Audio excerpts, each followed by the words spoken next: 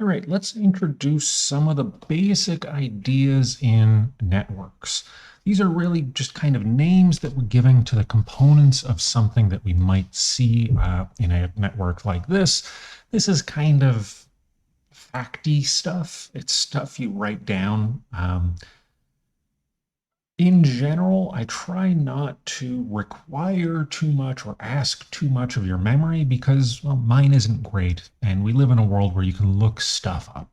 But these are some basic ideas that, although you might kind of fumble with the specific terms, you'll just kind of gradually get used to them enough that you do memorize them. So let's start with the very, very basics. Well, first off, we've got a network, period. This network is made out of nodes. I should have used dark blue for this.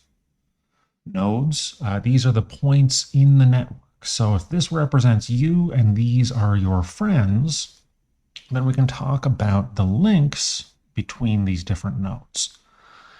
And of course, because lots of different people have worked on network problems over a long period of time in different disciplines, we also get different terms for the same things. So nodes are sometimes called vertices. So this is one vertex, multiple are vertices, and links are sometimes called edges. Or of course, we might just call it a connection. It does the same basic thing. All right, those terms you really have to internalize, and that's going to be relatively easy to do the more time you spend with this. So this is the basic components, the building blocks.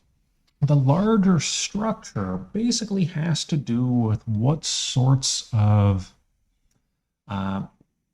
properties do we have at the level of each node. How many links do they have? We can also add extra stuff. I'll add that a little bit later. Well, let's introduce another key term, which is paths. So let's say we want to get from point A to point B.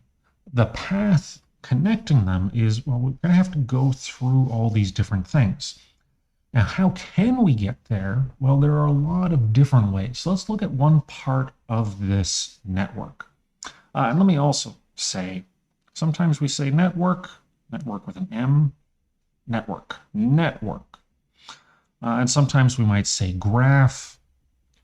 And unlike a normal graph where we've got X and Y, in this case, this is a different sort of a graph, but this is just terminology.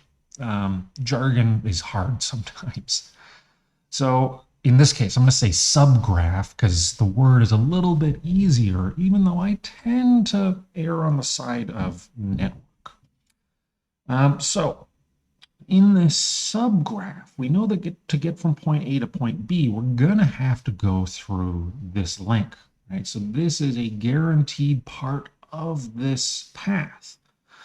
We're definitely going to also have to go through here, right? So we might name these. Let's just call this L, M, and N.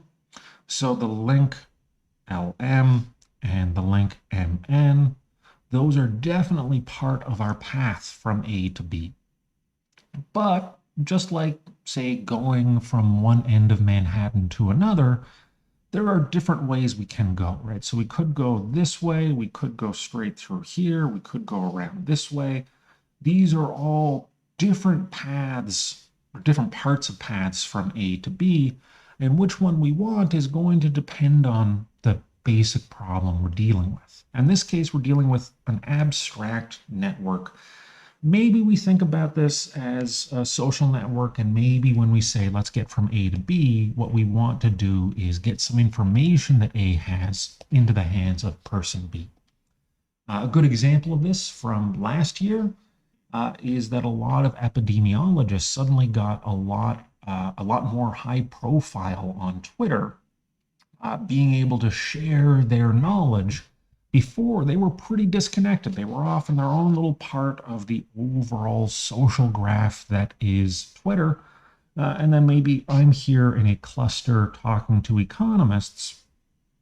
And so before I say figure out that I want to follow this person, maybe we just see retweets. We see people sharing information. So for that information to get from A to B, well, it's definitely got to go down this link. It's definitely got to go through here. It could go here, but then it would have to just travel right back. So that's not really a reasonable part of this path.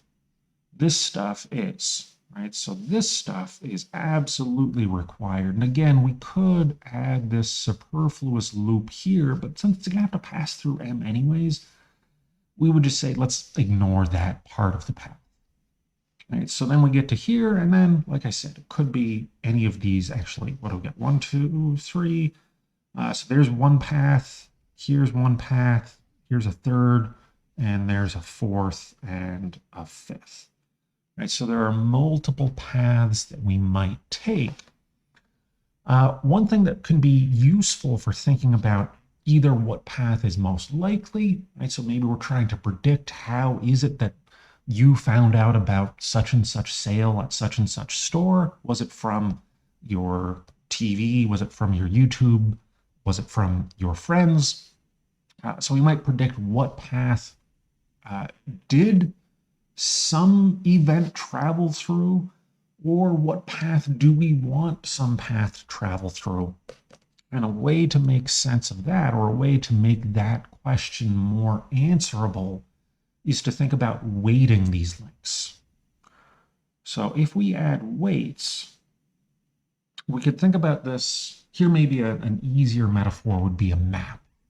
So if I'm thinking about how do I commute from home to work, when commuting becomes a thing again, the weights might be how long do I have to, how much traffic do I have to engage with along each part of each potential route.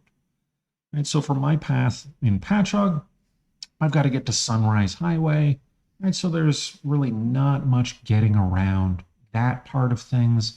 But then there's questions of, do I stay on Sunrise? Do I get on Southern State? There's variations there. What exit do I get off of? And then at each exit, I might have, let's just make up some numbers here. We'll say 10, 5. We'll say this is 5 and 5. Let's just, for kicks, add in something really weird. We'll put in a negative weight, which doesn't make sense if we're thinking about traffic, but in an abstract network, maybe it does. Maybe 2, 2, 2, just to be lazy. So thinking about how do we get from N to B, well, what are our possibilities? So we could take 15 by going this way. This way, we end up with 7, right? So plus 10 minus 8 means it takes 2 to get here. Right? So here we got some weird quantum time flux, which is weird. You're not really going to see negative weights on these very often. Although if you're, say, building a program, let's say you're working for a company and you've got to manage sales, you might think about something like a referral, right? The right kind of referral might have a negative weight, or it might be useful to think of all the weights as negative. But at the end of the day, that's a particular situation. Let's stick with the very general abstract thing. Weights just means we've got some numbers associated with each of these links. We could think of these as costs. That would be a very natural way to think about this. So in this case, our least cost way of getting from N to B is to take this path, right? So even though I drew this in a way that is physically longer, the weights associated with this are shorter, right? And to go back to the traffic metaphor, taking the freeway might take a physically longer distance, but a temporally shorter amount of time. All right, I'm going to stop this video here, and I'll do a separate one to talk about some other concepts.